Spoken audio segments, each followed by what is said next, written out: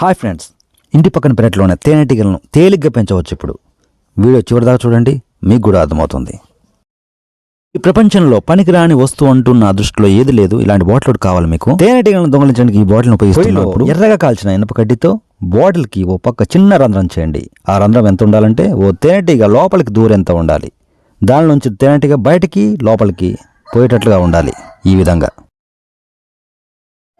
ఇదిగో ఇలా కర్రకు చివర బాటిల్ని సరిగ్గా కట్టేయండి. దీనిలో కొన్ని ఆకులను వేసేయండి.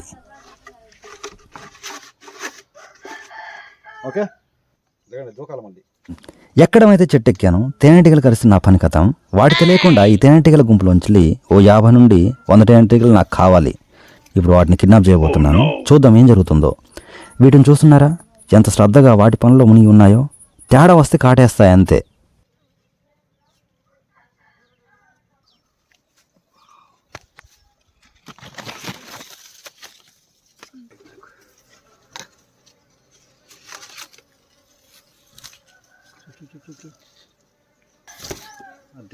సూపర్. కొన్ని మన బాటిల్లోకి వచ్చి చిక్కాయి.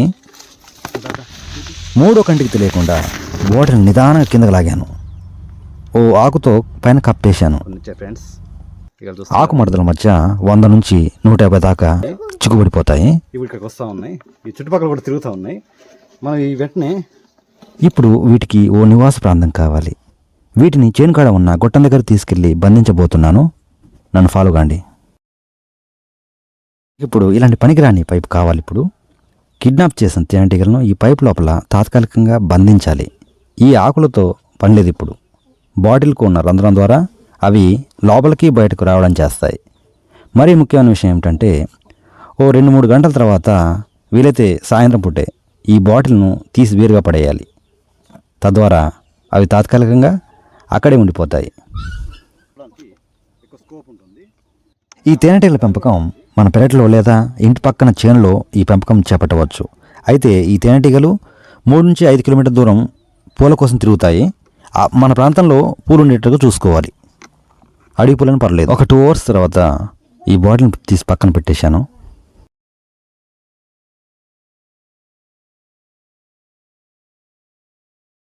ఓ 15 రోజుల తర్వాత వచ్చి చూస్తే అవి గొట్టం లోపల తేనె తయారు చేసే ప్రక్రియలో ఉన్నాయి. తేనెటీగలు రోజులో కొన్ని 100 పూల దగ్గరికి వెళ్ళి మకరందాన్ని సేకరిస్తాయి. కనిపిస్తున్నాయిగా తేనెటీగలు. ఈ రోజు వరకు మన తేనెటీగలను పైపులో పెట్టి 30 రోజులు దాటింది. ఇది మా మామగారి చేను. బొబ్బర్లు, టమోటా, పచ్చిమిర్చి లాంటివి పండిస్తాడు ప్రతి ఏటా. మన తేనెటీగలు ఉన్న పైపు కూడా ఈ చేనులోనే పెట్టడం జరిగింది. ఈ చుట్టుపక్కల అన్ని రకాల పూలు ఉంటాయి కాబట్టి తేనె పెంపకం ఇక్కడ చాలా అనువైనది. ఎర్రి మొహాలు వేసుకొని చూస్తారేంట్రా, తినేయండి కాయలు. పచ్చి కొబ్బరికాయలు బాగున్నాయా?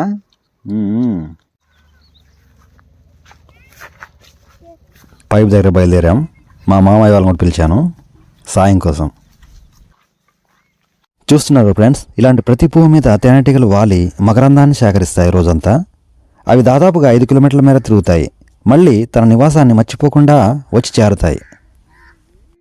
మా బావమరిది పైపు నిదానంగా కట్ చేయడం ప్రారంభించాడు. చూస్తున్నారుగా తేనె. అచ్చమైన ప్రకృతిలో లభించే స్వచ్ఛమైన తేనె ఇది. ఇలాంటి తేనె నిజంగా ఎంత రుచిగా ఉంటుందంటే అంత రుచిగా ఉంటుంది. కాగితంతో చేయబడిన పైపు కాబట్టి దాన్ని కోయడానికి మా మామ, మా బావమరిది ఇద్దరు కష్టపడుతున్నారు. ఎట్టకేలకు దాని నుంచి తేనె తీయగలుగుతున్నారు. సంతోషం.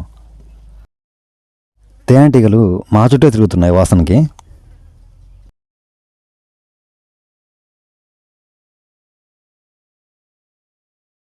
ఇలాంటి తేనె మీరు ఎప్పుడైనా తిన్నారా ఫ్రెండ్స్? ప్రకృతి ప్రసాదించిన స్వచ్ఛమైన తీయని తేనె ఇది. చాలా కొద్ది మందికి మాత్రం అందుబాటులోకి వస్తుంది ఇలాంటిది. కొంచెం కష్టపడాలి మొదట్లో. పైపు నుండి తేనెను బయటకు లాగినా సరే తేనెటీగలు దానిపై వాలుతూనే ఉన్నాయి.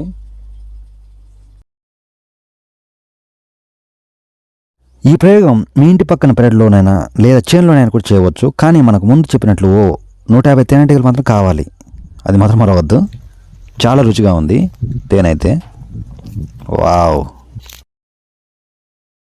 డియర్ ఫ్రెండ్స్, మీకు నచ్చింది అనుకుంటున్నాను ఈ వీడియో. నచ్చితే ఓ లైక్, షేర్, సబ్స్క్రైబ్ చేసుకోండి మన ఛానల్ను. ఇలాంటి సరికొత్త వీడియోలతో మీ ముందుకు వస్తూనే ఉంటా, చేస్తూనే ఉంటా. మీ సపోర్ట్ ఎప్పుడూ ఎల్లప్పుడూ ఇలాగే ఉండాలి. మరో వీడియోతో మీ ముందుకు వస్తాను. అంతవరకు సబ్స్క్రైబ్.